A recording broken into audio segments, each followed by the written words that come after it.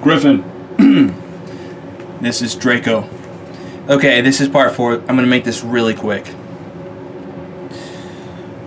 Joseph Jones was sacrificed so that I can exist. You could say that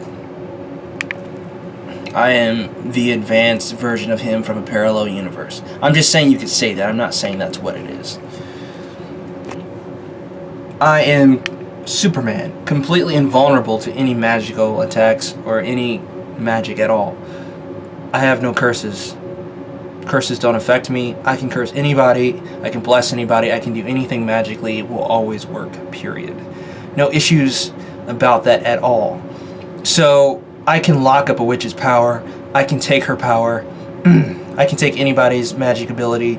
They won't be able to even speak to a spirit or deal with them at all, period. I create vampires. Okay? I've earned that privilege, right, ability.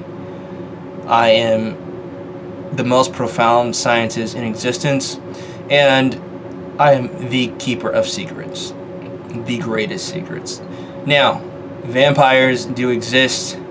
They're all female, except for one. I create them. A vampire simply is a female who has no problems. Period.